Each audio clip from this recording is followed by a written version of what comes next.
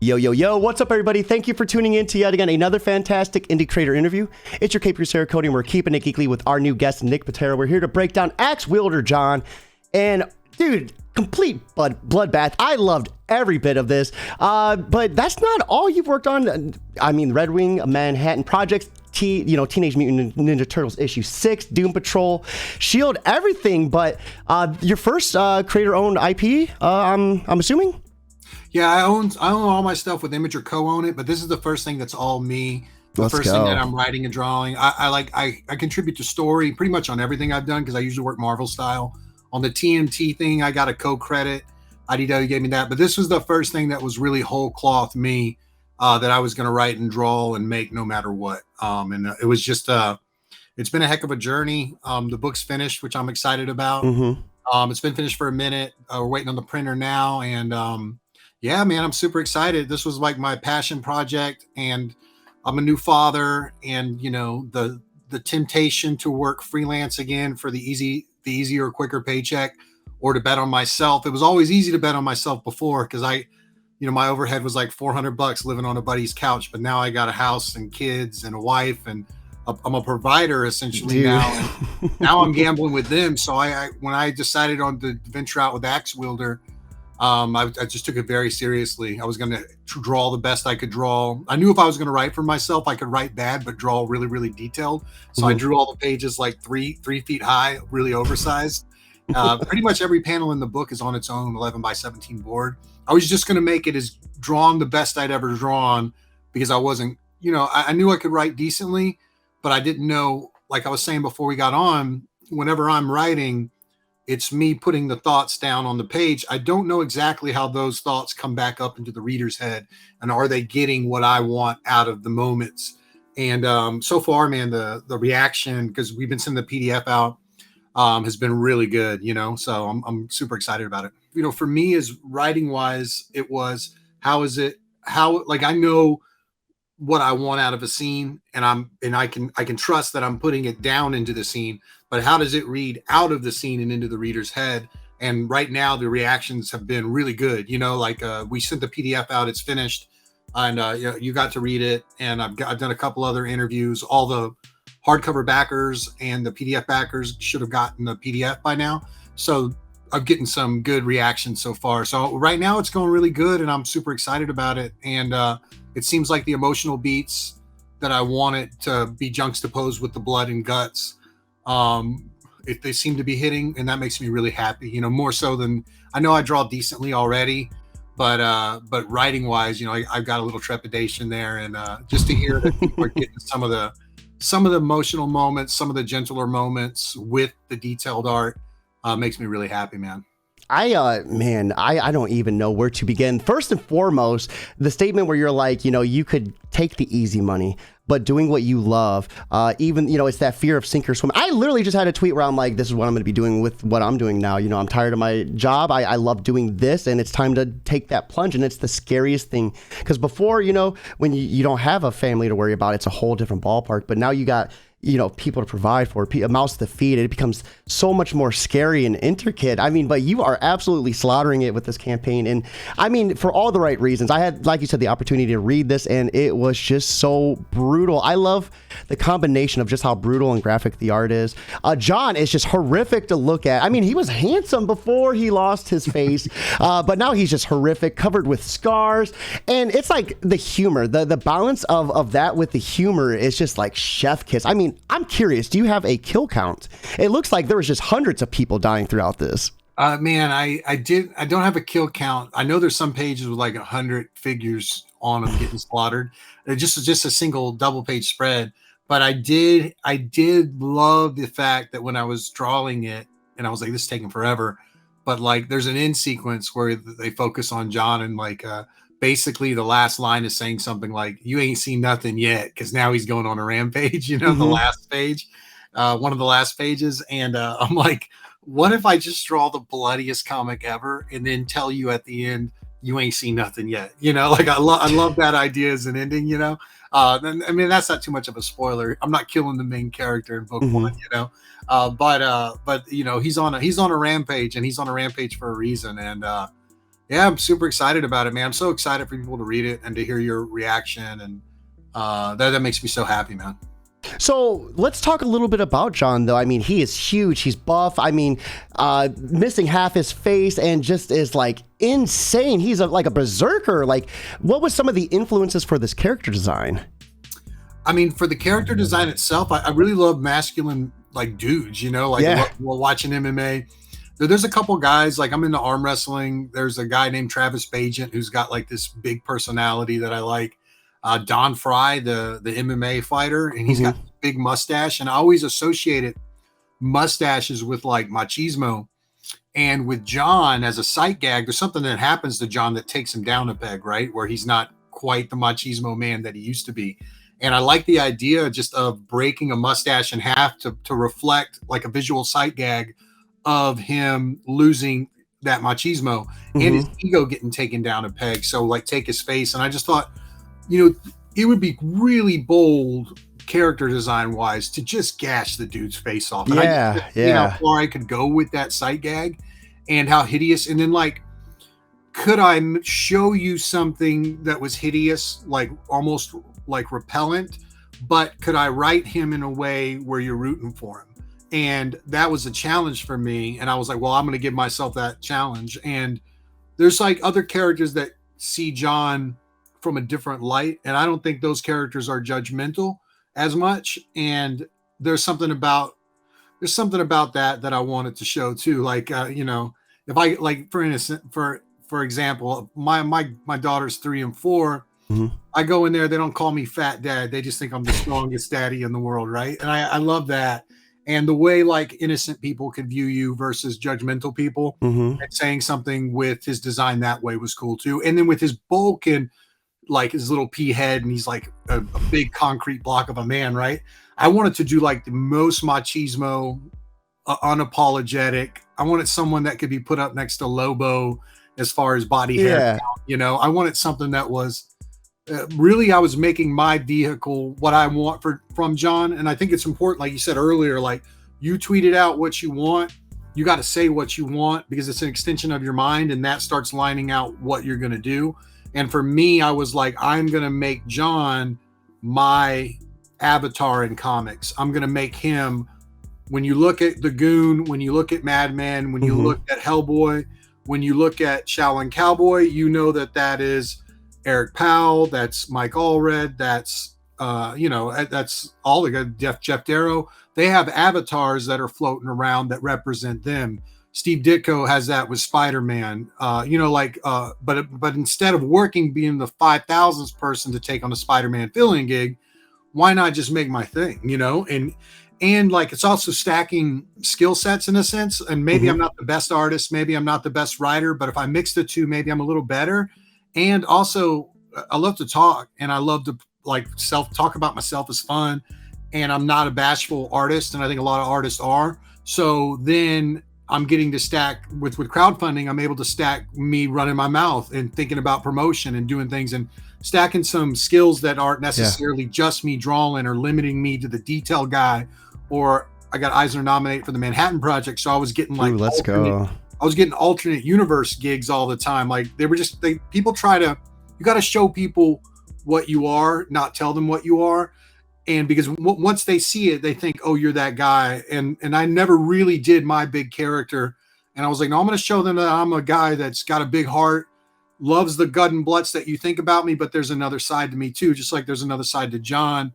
And so I'm just trying to do everything I can to win and really just be a good provider for my family, you know, as a new dad and a homeowner now and a wife, you know, on my back telling me money. I'm just doing everything I can. And thankfully, you know, shows like yours, Cody, and just the communities coming, they're really like, you guys are the voice to the fans. No one buys this if they don't know about it, especially crowdfunding. So like for you to have me on to read the book is amazing.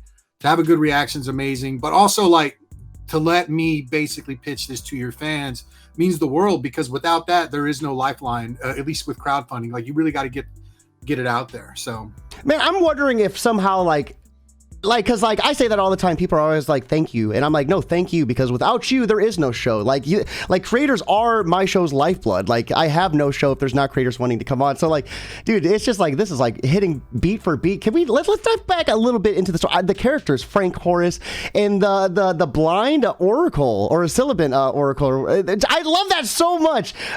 Dude, those characters are wild. I mean, let's talk about that oracle. She's just out of this world, man. Oh yeah, senile oracle. Senile, yep. Yeah. I mean, but is she senile? I don't know if she's senile. There's something about old people. Like, I've watched my grandmother. They've passed now, but they become out of time. Like their words that they use that they cannot use anymore, but they used them. They weren't with the times anymore. They didn't have a filter anymore. Mm-hmm. And I like the idea that, man, if my grandmother stayed around another 200 years, she'd be really out of time, Oh, yeah. And if the oracle can live forever, she's just going to be half senile and cursing and Tourette's, just out of it. And I was like, man, what if I had a crazy oracle? And really every character that I introduced, that I essentially gave a name to in book 1, they're main characters throughout. So they'll all have their little story arcs, and you'll learn more about them all.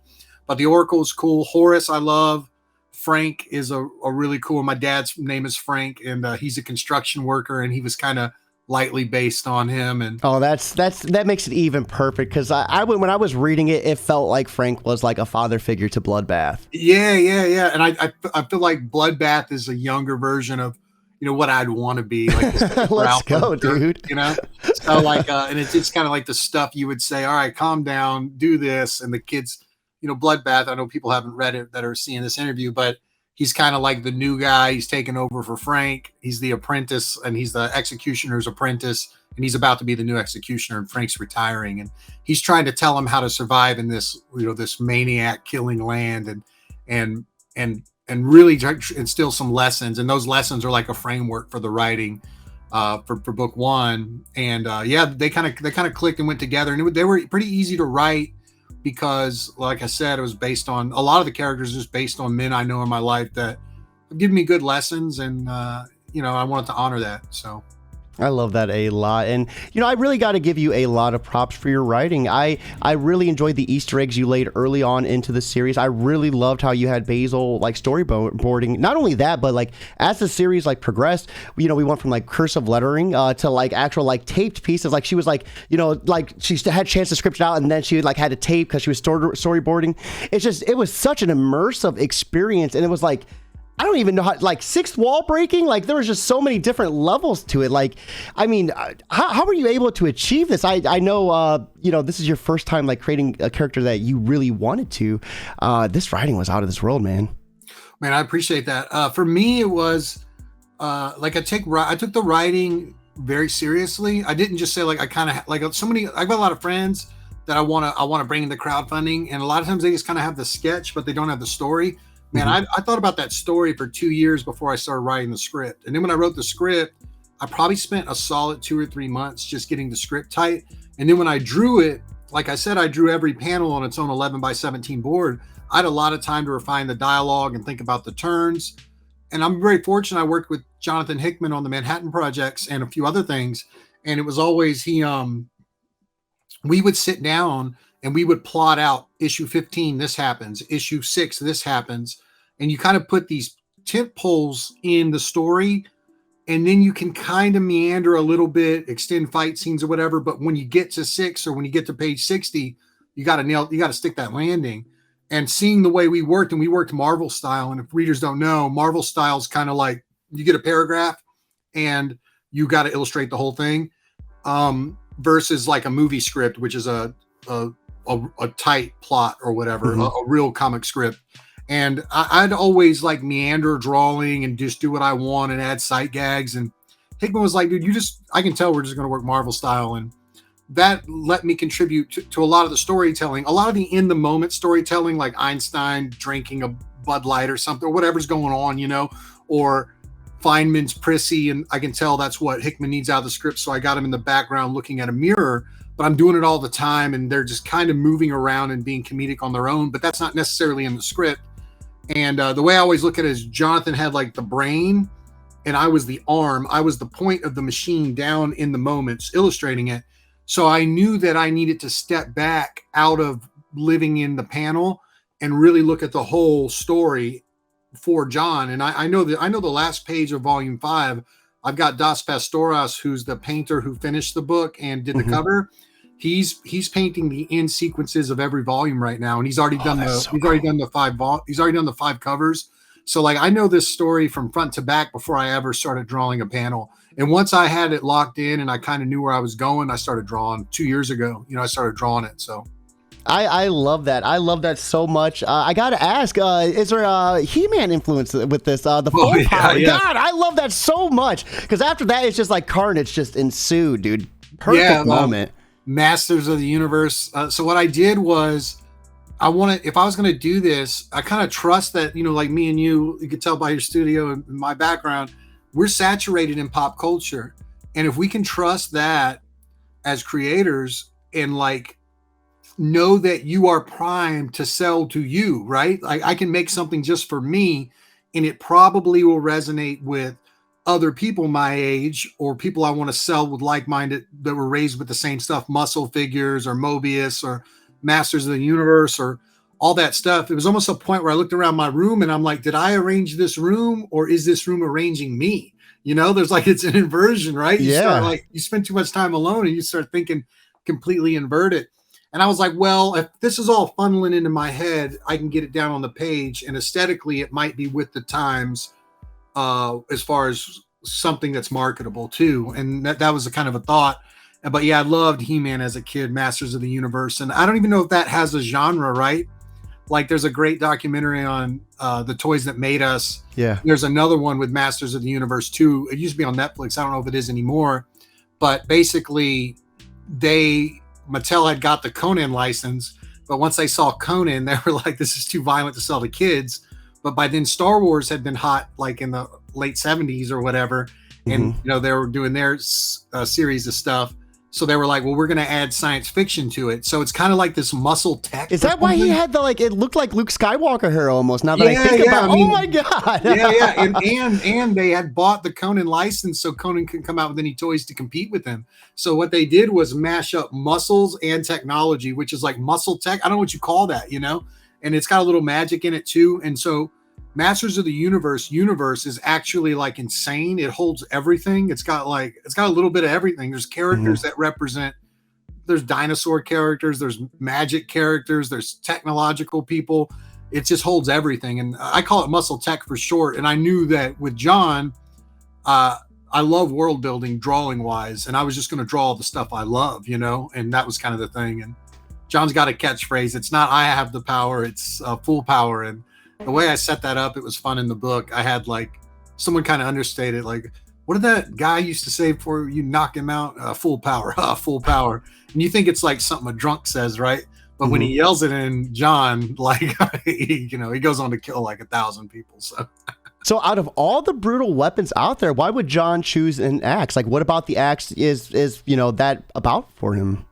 This is a weird answer, but I'll tell you, man, I knew what I wanted. I'm a big Alan Moore fan, and I love all that esoteric stuff he does and the whole hermetic stuff. And he has that line that's to spell is simply to spell. And I believe that, like if you can read something and it'll make you cry, it'll put you in a different state of mind. You might be so good at manipulating people that you could speak words into their head and they could off themselves, which is what people have done when they bully and stuff. Like that's a real power. Well, I said, well, to draw them to me, I'm going to draw really well. And I thought if I'm fishing for readers, a reader like myself, an axe looks like a hook. And if it had blood and guts on it, it looked like a lure. I love that. It would really attract me. And I said, well, I need a lot of lures because I need a lot of readers. So hence a cape with like 50, 100 axes in it. So yeah, that was the most bombastic part. Like as soon as I seen that, I was like, yep, this is 100%. Like that was made for me. And the blood in this is like Dexter level. Like it's not like just blood, just like you could tell each stream has its own purpose. And like there was a part where he hits the water and the blood is like mixing with the water off of him. And I'm like, dude, this is just insanely detailed. Yeah, that detail, I'm still not as good as I want art-wise. I've gotten a lot better. Obviously, I've worked at Marvel and DC and Image, so I know that I'm good, But the guys that I love, Mobius, Frank Quietly, Darrow, I don't know if those guys are catchable. They're so good.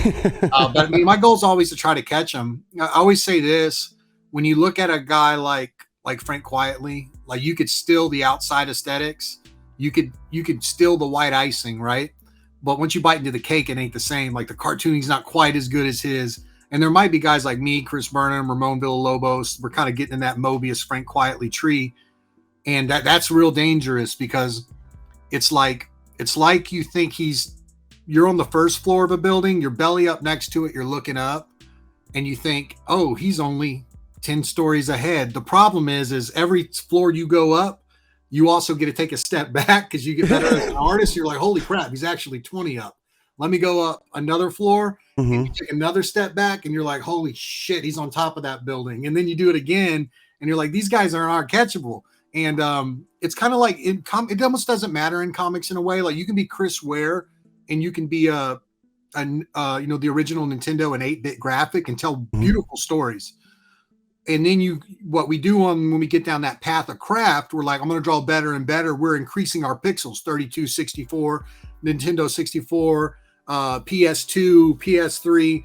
And you start realizing that some of these guys' processors are just like, you ain't got that processor. Yeah, you know? yeah. That was another thing too, is like, I knew I was always going to be chasing those guys if I wasn't going to write and draw and use the other part, like stacking the other thing I have, which is I do love to write. I do have a sense of humor that's kind of funny, or at least attracted my wife. I got one that way, So like, it's all that matters, right? It wasn't my face. We know that, So I was like, if I can add my humor to this art and maybe some of my heart to this art, and with my writing and now I need to say something, maybe that stack of talents then separates me into my own thing. And then if I can go into the crowdfunding space and have a thoughtful interview and manipulate people or whatever you do when you sell, I don't know. I'm not 100% comfortable with it, but I just try to be honest. I think honestly, if I give any advice, anyone, honesty is like the most attractive thing. Yeah. You're self-deprecating or whatever in your stories. It's almost like it's like a trick. Like I think people come to honesty like a moth to a flame. And in the inverse, if you lie to people, people remember it because it's like, it's so unattractive, like if you're too pompous or whatever. So I just try to be humble and try to speak the truth as much as possible. And if I had problems writing or drawing or insecurities, I always just say it, and it is what it is, I have this thing where like, I love trying to get better. So like, I know I'm not as good as Quietly, but don't think don't think I'm sleeping on them. I'm still trying to catch them. You know what I mean? I'm not, and I know it's a fool's errand, but I'm going on that errand, baby. You know what I mean? You got to, because if you don't, then it's just another thing that you regret, right? You sit back and think like, what if I did go for it? I could have achieved that. And I think you did achieve greatness with this. This is one hell of a campaign. The best thing about this show is we spend time talking about you, talking about your book, and then dive into to the campaign, because to me it's not like manipulating. We're showing people who you actually are, getting them comfortable with the creator, and then we go into the campaign. So if they're gonna back because they like you as a creator. So I think right there would be a perfect segue. Let's pull up the campaign on Zoop and see what all the hype is about. So we are taking a moment to look at the Zoop campaign for Ax-Wielder Jon. Right here is the link for everyone that is watching. Be sure to check this out with us. If you're unable to back, put this on Facebook and Twitter. Word of mouth is 100% free. And I know you're going to have a friend who loves this because it is one hell of a read. Currently, oh my God, 100,735. I can't even say that number. That is huge. 1,306 supporters and 14 days left to go. I mean, dude, you have an audience who is rallying behind you. How do you feel to have this project just explode off the ground? Man, it was a huge gamble going in the crowdfunding space. And I can't thank Zoop enough. My art rep, Felix Comic Art. We sold some art through there that did really well too. And obviously the art collecting community, but the fans, the backers, the podcasters, the YouTubers who have helped me get it out there. It means the world. I think we sold five copy bundles to even the comic book stores, which I always feel weird about because I love comic book stores, but crowdfunding, I don't want to cut them out. So we gave them like this huge discount and doing free sketches for them. And we sold over 500 copies to comic book stores as well. Wow. So over 1,800 copies for an oversized hardcover on an unknown property. That would put us in like the top 10 if it was like the Comic-Con numbers. it would have been it would be a top 10, in the last year. It would have put us in the top 10. And then obviously the number's huge. We're printing a lot. I'm overprinting, and I invested a lot. I spent 2 years working on it. It's complete. I've paid better than Marvel and DC rates to all my creatives. That's awesome. I brought in an Eisner award-winning editor to help me with everything, the scheduling, and he's a great story guy, Chris Stevens. Painted covers by Das Pastoras, who's like a legendary master. He's not known in the States, but to me, he's one of my favorites. He's been working since the Mobius Metal Hurlant days, and he's like illustrating our epilogue sequences in each story. And he wasn't cheap, So like, I just put everything I had into it, and I was lucky. I love original art, and what I did to fund this was I would sell off my original art or some of my collection, and luckily original art's gone up in value, so I was able to fund it. But it does suck selling your art. Yeah. So I rolled all that into it, and thinking, well, I'm gonna invest this in this, and I'm hoping to get something out of it. And I just knew I was going to try to do it the best I could and utilize everything I thought. Stick your finger in the wind and be like, this is how I see everyone kind of as, I've always seen us as entrepreneurs. We're not really on teams, but a lot of times the creatives are like, jump on Team Marvel or Team DC. But we've seen what happens if you stay too long with any of those companies. I love them. I love playing with those action figures. I want to play with those characters on the page. But if you stay too long, it's not like they're really there for you when you're an old man. And I just really wanted a character that was mine. And I thought, well, how about one with a hideous scar?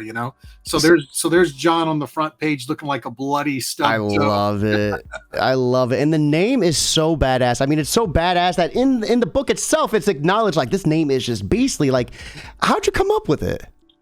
I just thought Ax-Wielder was cool. Whenever you would play those Dungeons and Dragons game, everyone would pick the main hero, and we would always get that stumpy Ax-Wielder in Lord of the Rings. I don't want a 3 foot tall, Gilmy or what's his name? Something like that. Yeah. He's like, get my axe. Get out of here, dude. Like, an axe is awesome, And I don't know if like an axe was ever done right, And I was like, well, I know people use axes all the time, but they don't use 100 axes at once. You know what I mean? And I was like, I'll give him that.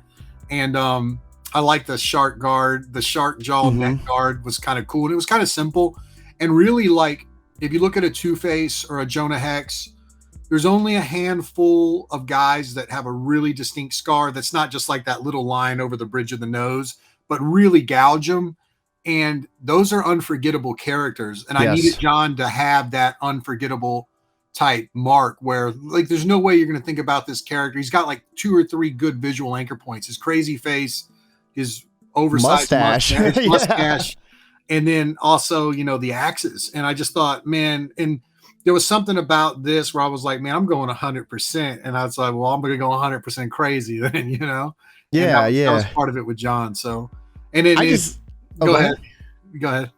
Oh, I was when I first because Zoop, shout out to Zoop for setting this up, and I remember when you put out a post on Twitter too. I was in the works of talking to Jon, and I seen you tweet this out, and you were looking for reviewers of any size, and I was like, this is the guy, because like I love that. It doesn't, like, for me, I love people who are willing to talk to anybody, because everybody has a voice, right? Dude, everyone has a voice, and Mark Nelson, who's really a great illustrator, has a book on Zoop now. And he's launching, and he's a little older than me, and he had some trepidations about crowdfunding. And I'm like, dude, do every show. It isn't like someone might say, I mean, you have a good sized show, but some people only have like 15 followers. They don't have a lot. And I would still do their shows because it's a campaign to saturate the market. It's not a campaign to be like, I could just do a sketch during that time and then talk to 15 people.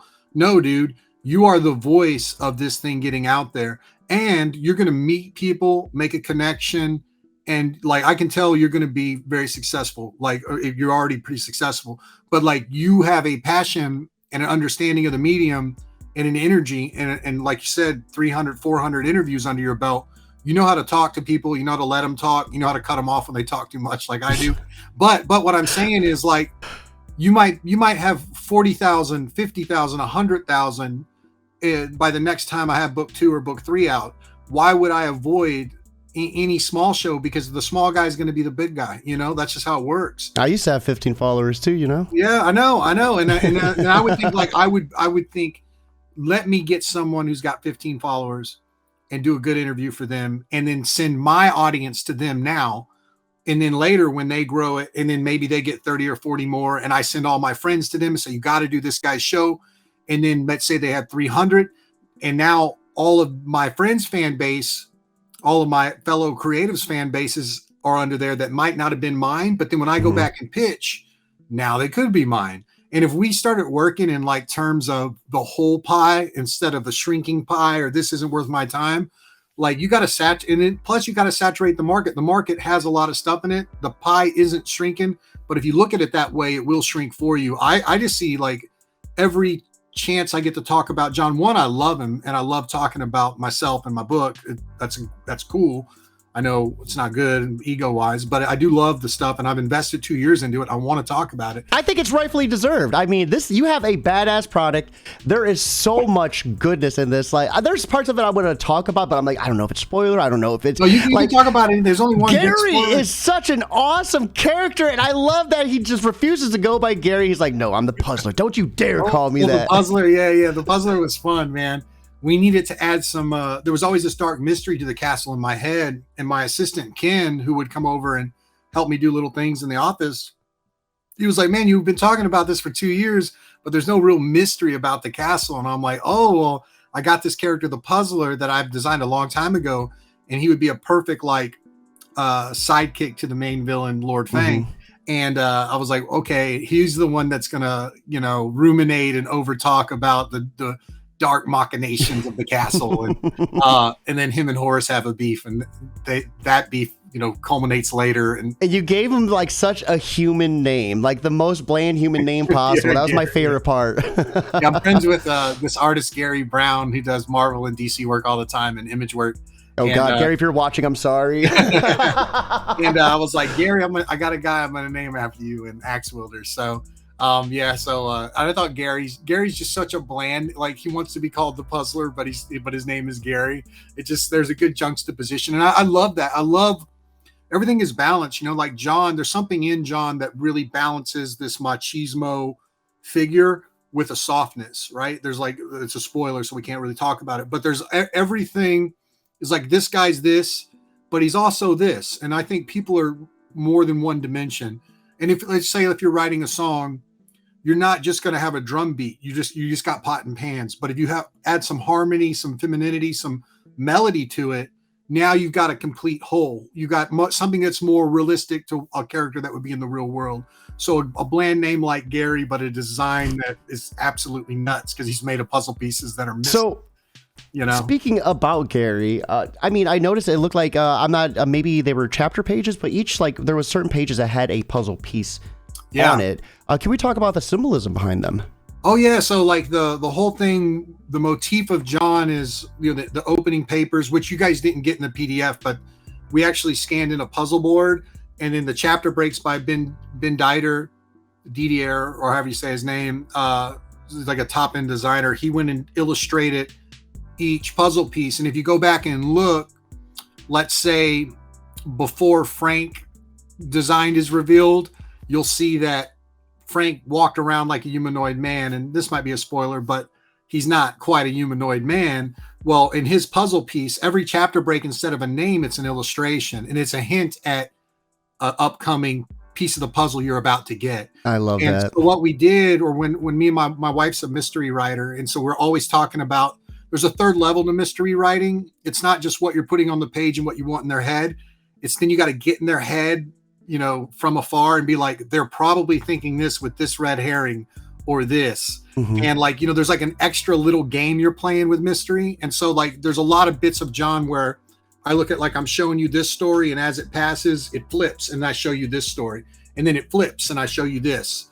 And I'm like taking the story and kind of rotating it. And I didn't really, I could have used names for the chapter breaks, but I really wanted the illustrations. So the keen reader will see that there's a little hint, and it's almost impossible to guess what it's going to be, because a lot of the things, I'm not being completely fair with the red herrings. I'm just like, this is what they're saying about him. this is what's happening. Oh, this, and that kind of fits in. You would never guess. I would assume, but I really like the idea of that. And then the puzzler, Gary, is going to know, he's one of the only characters that knows the whole mystery of the castle and what Lord Fang is actually up to. There's like a deeper, there's a big story with him and Lord Fang and what's actually going on. And Jon knows what it is too. That's why Jon's on the run. And the readers will know what that is by the end of book 3. But there's going to be an adventure he goes on in the meantime, but it's kind of like seasons, right? You get an episodic show, but overall there's like a complete story that's being told, and the puzzles just kind of work thematically. And I kind of liked it. So no, I did too. And it was one of those things too, like, because I remember after the first, I think, page, there was like a whole page just with puzzle pieces, and I don't think they were drawn in. And I just remember seeing, I'm like, okay, like, I wonder what this has anything to do. Pretentious. Look at this pretentious first-time writer with his puzzle pieces. What's Nick doing here? No, and everything about this, I love the seeds that you planted early on. Like, every seed that you planted paid off, and the twist. We won't spoil anything, but I wasn't prepared. We were talking backstage, and I was like, I want to ask you this question. And then you like took my wildest imagination and just flipped it around. And I was like, oh my goodness. But I could fanboy about this all day. Let's check out these rewards. So you can get the digital copy of this for $18, 168 pages, a whopping deal right there. Most most crowdfunding, you're paying what, $10 for a 20 issue comic. So for 18, you can get the digital. The hardcover is $40, the signed hardcover at $55. We Love Retail's retailer bundle at $100, and then some awesome trading cards. So what type of characters can we see on these cards? So I've got painted illustrations from Das Pastoras, and I've got some really high-end Marvel DC guys that have drawn Jon. And in the pack, I'm doing I kind of drew Jon, but only inked his blood in red.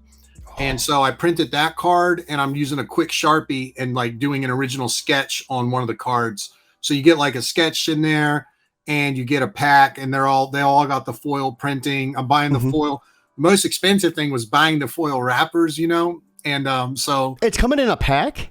Yeah, sealed pack. Well, they're unsealed, and then we got to glue them shut individually. That's so cool, dude. I've heard trading cards, but the fact that you have to open it is such a cool experience. That's like opening Pokemon cards. I love trading cards as a kid, so I was like, I got to have this. But man, you got to order a lot to get it down in price. And now I'm like at a point where we're waiting for the book to print, and I still got more time. So I'm like, I'm going to do more cards while I'm waiting.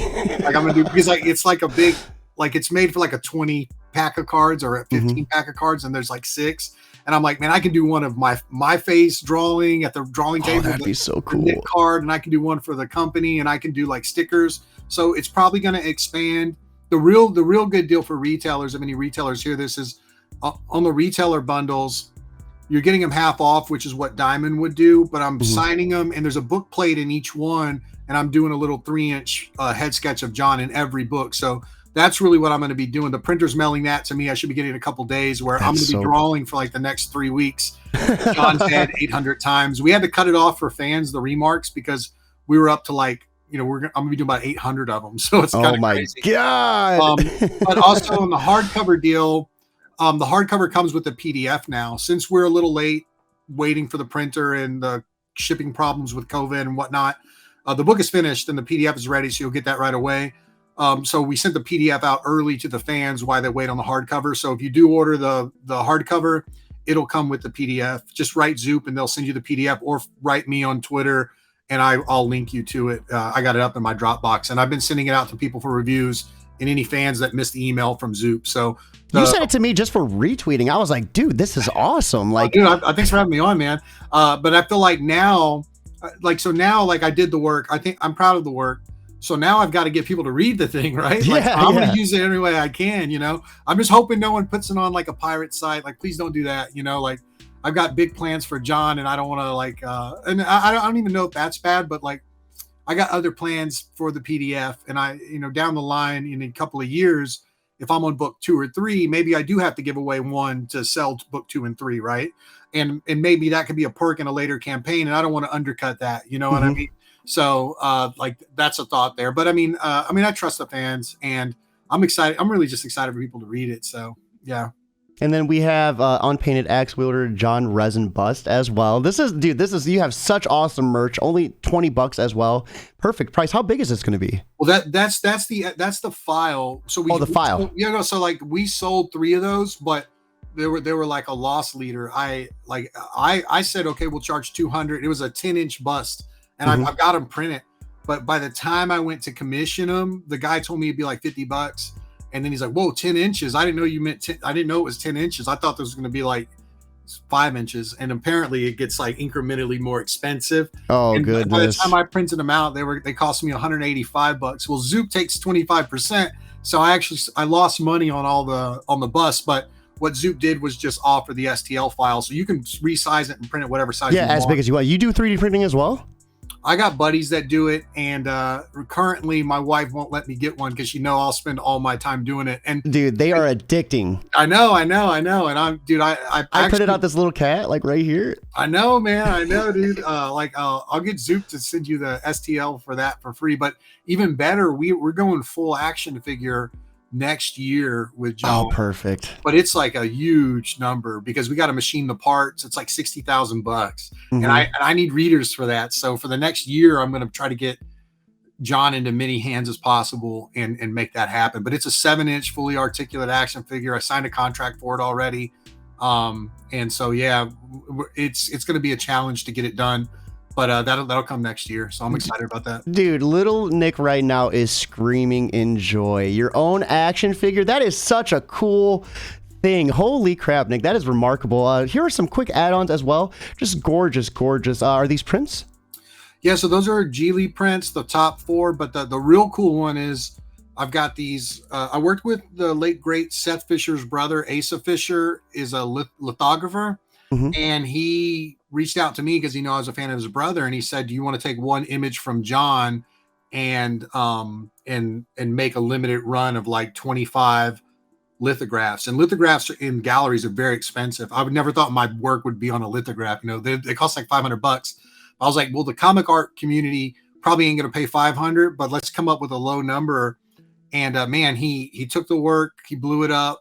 It took like weeks for the ink to dry. He worked each one by hand, sent them to me, signed them. And so there's this limited edition print run of Jon, a lithograph by one of my absolute art heroes, Seth Fisher. And he did Will World, and he did Batman Snow. He did a lot of work for DC. He did Fantastic Four Big in Japan, where they fight a bunch of kaijus. Oh, and, that's so cool. And he ended up passing away young. And he was a huge influence on me early on. And so for Asa to reach out and say he wanted to work with me, I'm like, okay, we'll figure something out. And so with that, I'm not making any money on it. I just said, Asa, whatever the minimum for you to get your costs back. And even the pieces of paper that he buys, they're like French cotton paper that costs like $60 a piece. So he's not making much either, but we just kind of did that for fans. So, and I just told him he can keep any of the money to recoup his cost and his time. But I told him he had to give me one of them, so I get one of them out of it. So, but that one I'm really excited about, and it's really cool. So, and they're beautiful. Like I got them here at the house signed, and I'm gonna mail them back to him to mail out to everyone individually. So, that's so awesome. Yeah, they look really good. And like you got one near you? They're in the other room. If you got to pull them out, no big deal. I just people have the merch. I just packaged them back up after signing, and I taped the whole box. And I'm like, if I cut it open, it's going to be terrible. But like, if you scroll back to the first cover, I bought that first cover from Das Pastoras, and I told you it looks like a bloody toe. And my wife is like, you can't hang that in the house. You know what I mean? So the lithograph is what I get to hang, though. So the lithograph's a little bit sweeter. And it's huge too. What? Let me see. They're enormous. They're 22 by 30. Yeah, they're really large, and they look gorgeous. And I did the gray work on them. He created an extra plate to press the gray on there to go. We put the gray down, then the ink on top, and they look fantastic. That's the item that's like the most prestigious item, other than the original. All the original art sold, and I did really good on that. And that was thanks to Felix and the art collecting community. And there were some pages that I added some fight scenes to that I sent to Felix Comic Art, and he'll probably post those in the next little while.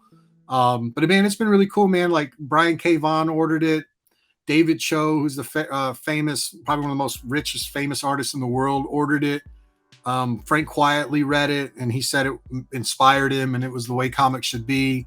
Wow. Some really great responses, and yeah, some really big people in the Hollywood side of stuff have read it now, and I've had people reach out. So hopefully we make it a thing, man. I love looking it. forward to making it a thing. So I love it. And then last but not least, we have a project consultation. Work with New York Times bestselling artist and creator of Ax-Wielder Jon and Nick himself. So what type of consultation can they expect, for this? Well, this is with Chris Stevens, who's my editor, who's won 2 Eisners, and me. And what we're gonna do is, if you have a character or a story that you want to develop, you can be a writer, you can be an artist. And the idea is, we want to workshop just like we did with Jon, with me, with other people. And we thought it'd be a cool perk. I have a teaching degree in art, and I love giving free lessons all the time. These ain't free, unfortunately, yeah. but Chris is going to organize these, and you send in your story, and let's say you're a writer, and Chris is pretty hardcore. Like, we got to get the right artist for it. You got to find the right artist. I can help you find the right artist, but he knows their page rates and all that. Mm-hmm. Like, if you want to make a professional book, or if you just want to make your best book, like I did with Jon, or if you're an artist that wants to start and do it. And so it's going to be 2 consultations. We talk like this for an hour. We download everything that you want out of your book. We go back, I overdraw and give you notes if you're an artist, or if you have an artist on your team that you want me to give notes to. And then Chris and I help with story. You send us the story. This turn might work here. Oh, if you don't say this here, move it here. Mm-hmm. And me and Chris will get with you in workshop, and then we go back for the second one, another hour and a half, however long it takes. And we show you what we think to make it the best book possible. If there's someone in his Rolodex that he thinks it might work within your budget, and Chris knows everyone in comics. If you don't know, he did that oversized Little Nemo book that won a couple Eisners, and it has like 200, 300 creators in it. It won the Eisner for best anthology. And when you're an editor that puts together an anthology, and you work with Bill Sienkiewicz and Paul Pope and everybody, then he becomes, rubs elbows with them, becomes their buddies. And that's how we got a lot of our pull quotes. He would send out the PDF to Bill Sienkiewicz, and we got some good remarks from a lot of the top people in the industry. And that was really thanks to Chris, from his connections. And so, like, if you have the budget, you have access to some of those people. If you don't have the budget, and he knows a bunch of aspiring guys, and basically just do what we want to do. And I created a label called Kuroshi Comics, which means to die from overwork. And I was going to do this or die trying. And he's going to be the editor in chief of that company. I'm the publisher, and we're eventually going to go to one of the big publishers. We've got some negotiations going on there, and we're going to develop books for it. And basically, I want nothing out of it. I'm not going to take anyone's IP. I don't believe in that, but I want cool books next to Jon, and the idea would be we crowdfund beautiful oversized hardcovers like we've done with Jon. In a year or 2, we put the soft cover out. Let's say it's under top 5 publisher, but they're my imprint Kuroshi. That's my goal with Jon, and we've got that kind of offer on the table. So we're going to do that in the future. But this is kind of like a practice run for us too, to see how we can help people develop their story. And if that interests you as a creator, I mean, I don't think you can beat it, but I mean, that's a pretty good price for the amount of knowledge, and just knowledge is power in this industry. Knowing the right people who know the right people is just as important too. And I loved Chris's notes at the very, very end of the book. Your original script. You're talking about Basil, how you wanted lettering, and he's like, "No, don't do that." I loved it so much. So I mean, he makes some outstanding notes as well. Awesome tears, man. Holy crap. So there's so much I wanted to ask. And before we do that, let's take a look at some of this art. So when you design, what type of process do you put yourself in? How does your routine look like? With designing stuff, I try to just trust myself. I've absorbed so much pop culture that I just think that it'll come out, 5% original and a mix of 95% 5 other things I like. I knew that moment there, that he was going to look like, I knew what that moment meant when I drew that page early, because there's a reveal before that, before that. That's cool. That I think works really good in the book. But I wanted that to look like the skulls that he's talking to are like, because the whole legend with Jon is that he's cursed to fall in love with the heads of his many victims, so he's talking to skulls. And I thought it'd look really cool if he was like a mama bird with the chirp, and it's called the chirping skulls of Blackrock. So like if he was in a nest, but also that his one moment where he gets to relax from killing people, even then his barge, which is a dead monster, is getting eaten out from under him from sharks. Like there's no moment to rest in this world. And I really wanted to like hit that moment and draw it, really well. Because this is the thing he chops in half when they're in the air, right? Yeah. Dude. So like there was a battle there. Like I knew he chopped him in half, and I had been drawing the blood, but I love the colors by Mike Garland so much. I didn't have the heart to tell him to go back and add a bunch of blood. I was like, it kind of looks like a peaceful shot. And I was like, okay, I'll just assume the monster's bled out by then, And I love we just have to pretend that the other half is the half that's sold in half. You know what I mean? I love how convoluted his history gets too, through like just the myth and legends, like how he's cursed to talk to the people he kills. It's just I love just how many different layers there are to just Jon's character. One of my favorite moments too is before he gets his face ripped off. It looks like he's doing like a reverse like Walls of Jericho to this huge ass snake. I'm like, he's grabbing the fangs, and I'm just like, dude, this is. And you were talking about your love of like macho men and like MMA and stuff. I'm like, dude, he had to watch like Attitude Era. Yeah. I mean, you call it the Walls of Jericho. I call it the Lion Tamer from back in the day, But yeah, it's the same move. Man, I love Scott Steiner. Scott Steiner was like Big Papa Pump. I love that NWO era back in the day, and then that transferred over to the WWF stuff, WWE now. I haven't followed it in a long time. Now, man, I'm addicted to the shoot interviews, like hearing the road stories. Like I'm more like listening to the old guys I love watch wrestling, and hearing what was actually going on backstage is really, when you draw all day, you're always looking for more content. And so those podcasts are great. I used to watch that when I was a kid so religiously. And like the moment I found out it was like scripted, I was like, I think I was more heartbroken that Stone Cold Steve Austin was scripted, a scripted character and not real. Like, I'm sure he's just as crazy, but like that was Santa Claus. I was like, oh my God, dude, the Viper, like, let's go, dude. Like, yeah, man. Yeah. And then there's extras in the back. Everyone that did a pinup online, what happened was a couple of professionals did some drawings of Jon for me, Chris Somney, Dave Marquez, and that kind of rolled into other people doing it. And during the campaign, while it was running, like we had like 100 probably people on Instagram just started drawing them because they liked the design. And that created great marketing for the campaign. And I asked everyone if they wanted to be in the book to mail it to me. And so like 60 artists emailed me not mail the original, but email me a best scan. And those people that did, I tried to squeeze them in. So we put 60 pinups on across 20 pages in the back. So there's a bunch of cool artist pinups. And yeah, man, I drew it the best I could. It's high action. It's super manly. It's a love letter to a lot of the father figures in my life, kind of honoring the machismo stuff, but balancing it with a femininity a little bit, because as a new dad, like for me, when I set out to make the book, I was telling you beforehand that my daughter got sick. We were in the NICU. She had all these complications. She's better now, so everything's fine. But when I was there, I was bored and kind of doodling, and I started drawing Jon. And when she got better, I just told myself, I'm gonna make this. I'm gonna apply some meaning to the situation. I'm never gonna be, knock on wood, I had never been in a situation like that before. And it was like, I have something to say now about I got a different perspective on what my dad was going through, what I'm going through now. And I'm going to put this into a story, and I'm going to put it in the story with this character. And he came to me in my time of need.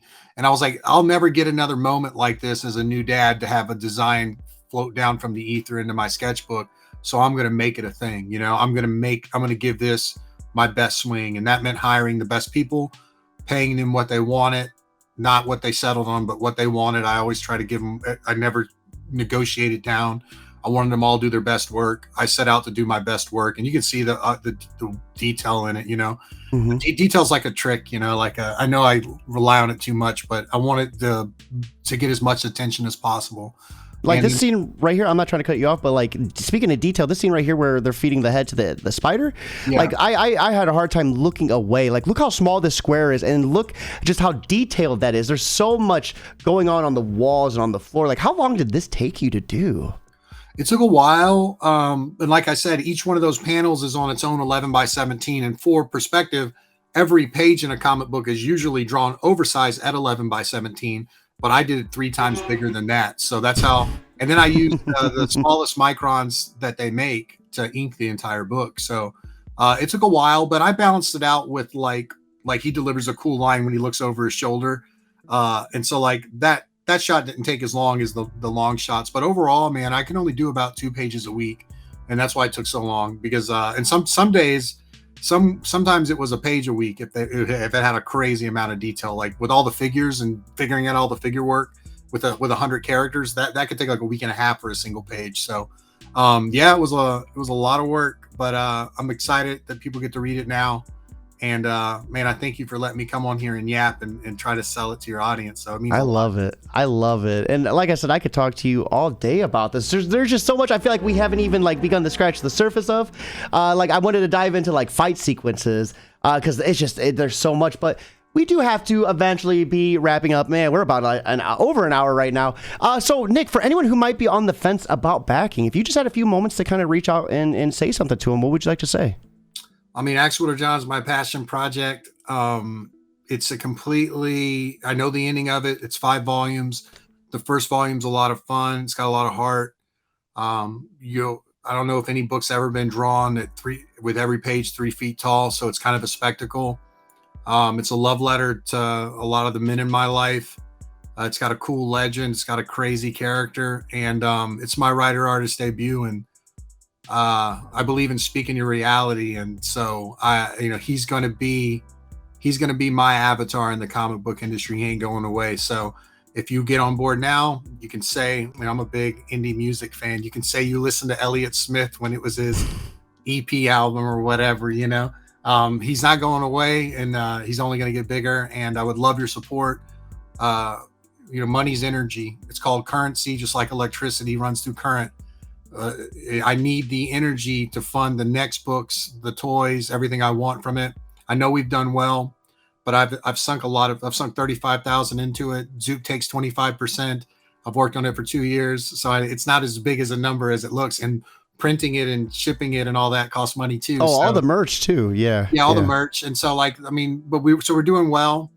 But and I had someone ask me that. They were like, why are you reopening it before the print? Because I'm overprinting it. One, I'm printing like an extra 1,000 copies, and also like I don't think the pie shrinks. I think that I want this to. If you're a fan and you love great comics, and you love machismo, and hopefully there's some softness in there too, but really violent, fun comics. I think you'll love the book. I hope you'll love the book, and your support just means I get to do more of it. It wouldn't exist without the fans. It wouldn't exist without the people allowing me to pitch to fans. So thank you, Cody.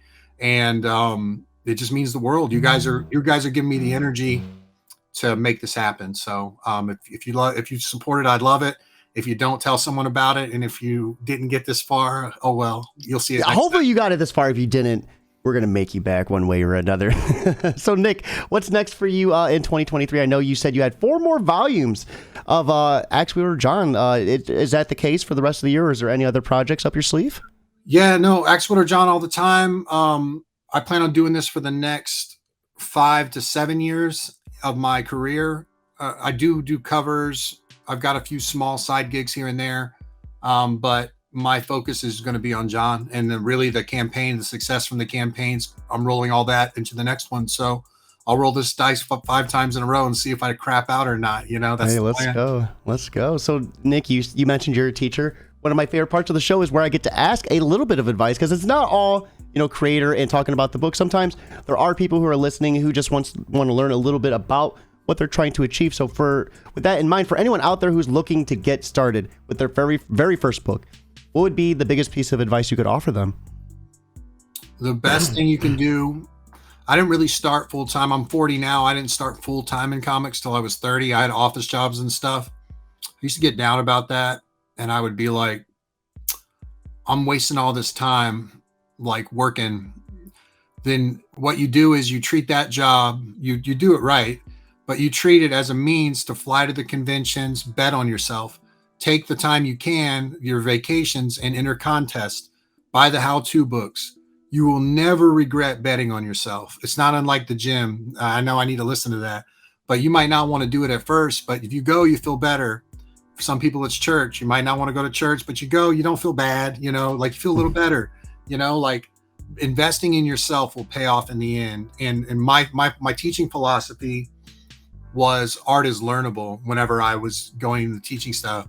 And basically you can teach a 6th, 7th, 8th grader a couple of foundational 3D cubes, stack them, build a cartoon character, and they go from thinking they can't draw to being the third, maybe the second best artist in the class in 1 or 2 lessons. And same thing for you. You're going to find something at your level. If you're looking on YouTube, if you're finding the right books, and you're going to develop yourself, you're going to do it with interviews, maybe writing wise. I'm going to do it with drawing, writing wise too. For me, when I was setting out to write, I'm reading Save the Cat. I'm reading On Writing by Stephen King. I'm immersed in this stuff. When I'm reading media now, I can only see like, oh, if they would have done this, this would have worked. Oh, they set that up this way. You start not being able to enjoy media anymore, but everything becomes a lesson. And don't just zone out, stay focused and bet on yourself. Bet on yourself and do your best work. If you're doing your best work, that means you're not quite satisfied the next time you sit down because you got better. And the only person you ever got to beat is yourself. If you look at Frank Quietly or Mobius when you start, you'll feel like an ant. But if you're thinking, I'm doing this a little better than the day before, a little day before, that builds, that stacks, and you get better. And that's the game. The game is beating yourself and ain't beating anyone else. It's finding your own path and betting on yourself. That's my advice. Wow. Awesome advice. I mean, I'm 33, got my books right here. I'm trying to do the damn thing too. But I think I'm going to write something as soon as we're done with this. Holy crap. Nick, before we let you go though, what are you reading? What are you watching? Do you play, any video games? I know you're a dad, so that kind of, it's hard to find that time. But when you do, what are you consuming? And 2 Australian shows since I'm a dad. Bluey is the best freaking kids show ever. It makes my wife cry all the time. And then we just found Mr. In Between on Hulu, and it is great. If you love Justified, I put it at Justified's level. It's about a hitman who's raising a daughter, and he's got a brother with a kind of like Lou Gehrig's disease. He's in bad shape, but he's a hitman too. And he's trying to balance like life duties and his hitman job. If you like, I love that so much. That's such an awesome concept. Dude, if you like anti-heroes, it's 3 seasons. It's written really tight, a little bit episodic. They're short episodes, 25 minutes, which is good if you got kids like me. So me and my wife are like, man, we're watching 2 Australian shows right now. That's what I'm doing. I haven't played video games in years. I love me some Guitar Hero. I used to play that all the time, but I gave that away to some nephews, and they never brought it back, of course. So I haven't played games in a while. But yeah, those are the 2 things I like right now. Yeah, that's about it. Awesome. Hey, well, Nick, this was an awesome chance, sit down and talk about Ax-Wielder Jon. We're going to have to get you back on for volume 2, and 3, 4, and 5. I love this series. We got to make it happen. Everyone watching, right there is a link. Be sure to back it and make it happen today. With that being said, it's time for us to wrap up. Hope you all have an awesome Wednesday, but most importantly, guys, keep it geekly.